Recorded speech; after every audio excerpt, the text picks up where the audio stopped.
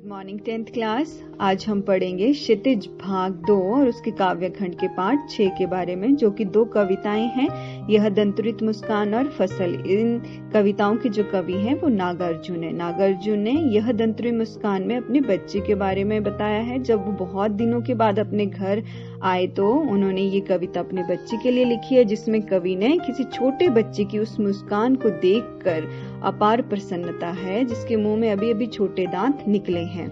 कवि को उसकी मुस्कान जीवन का संदेश देती प्रतीत होती है।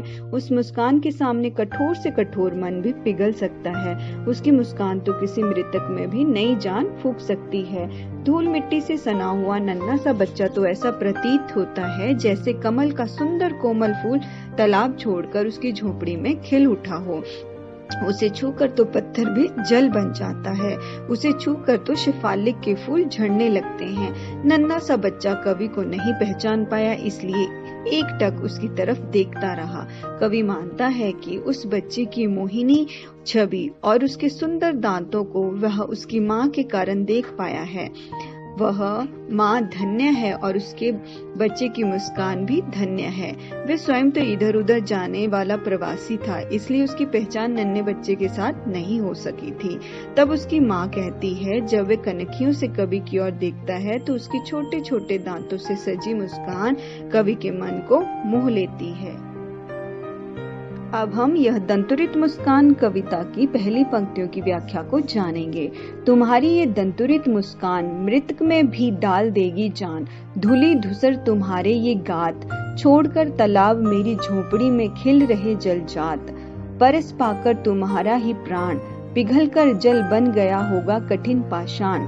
छू गया तुमसे कि झरने लगे पेड़ शेफालिक के फूल। बांस था कि बबूल, तुम मुझे पाए नहीं पहचान। देखते ही रहोगे अनिमेष, थक गए हो आंख लूं मैं फेर। क्या हुआ यदि हो सके परिचित ना पहली बार। कवि अपने छोटे से बच्चे को संबोधित करता हुआ कहता है कि तुम्हारे छोटे छोटे दांतों से सजे हुए और भरे मुंह की मुस्कान इतनी आकर्षक है कि वह तो मृतकों में भी जान डालने की क्षमता रखती है।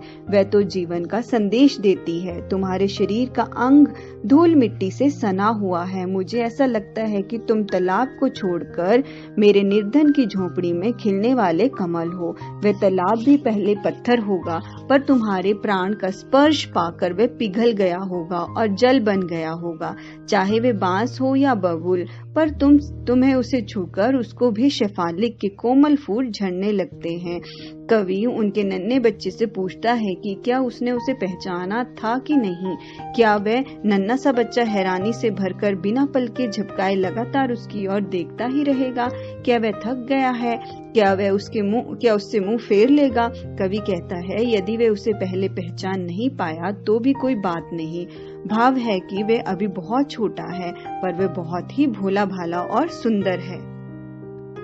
अब हम कविता की अगली पंक्तियों की व्याख्या को जानेंगे। यदि तुम्हारी माँ न माध्यम बनी होती आज, मैं न सकता देख मैं न पाता जान। तुम्हारी ये दंतुरित मुस्कान, धन्य तू माँ भी तुम्हारी धन्य। चिर परवासी में इधर मैं अन्य, इस अतिथि से प्रिय तुम्हारा क्या रहा संपर्क। उंगलियों में माँ की कराती रही मधुपर्क, देखते तुम इधर कनखी मार और होती जबकि आंखें चार। तब तुम्हारी दंतुरित मुस्कान मुझे लगती बड़ी ही छबिमान। कवि कहता है कि हे सुंदर दांतों वाले मेरे बच्चे, यदि तुम्हारी माँ तुम्हारे और मेरे बीच माध्यम ना बनी होती तो मैं कभी भी तुम्हें और तुम्हारी सुंदर मुस्कान को देख ना पाता और ना ही तुम्हें जान पाता। तुम धन्य हो और तुम्हारी माँ भी धन्य है। मैं तुम दोनों का आभारी हूँ। मैं तो लंबे समय से कहीं बाहर था, इसलिए मैं तो तुम्हारे लिए कोई भी दूसरा हूँ, पराया हूँ।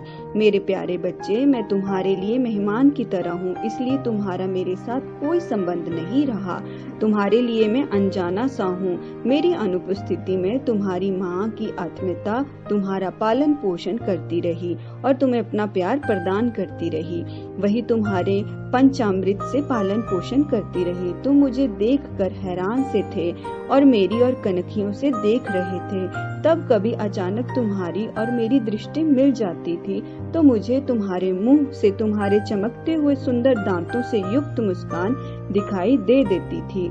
सच ही मुझे तुम्हारी दूधिया दांतों से सजी मुस्कान बहुत सुंदर लगती है। मैं तो तुम्हारी मुस्कान पर मुग्ध हूँ। अब हम फसल कविता के बारे में जानेंगे। जैसे कि आप जानते ही हैं, ये कविता नागार्जुन द्वारा लिखी गई है और इस कविता में फसलें हमारे जीवन का आधार है।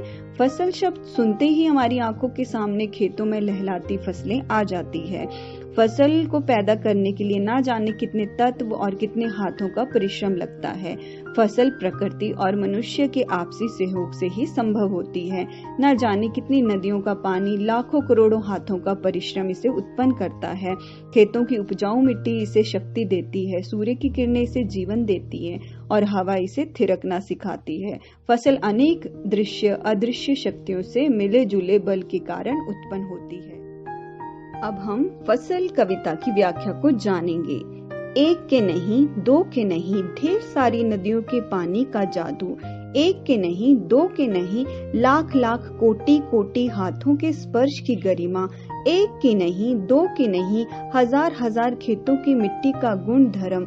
फसल क्या है और तो कुछ नहीं है वे, नदियों के पानी का जादू है वे, हाथों के स्पर्श की महिमा है, भूरी काली संदली मिट्टी का गुण धर्म है, रूपांतर है सूर्य की किरणों का, सिमटा हुआ संकोच है हवा का थिरकन का।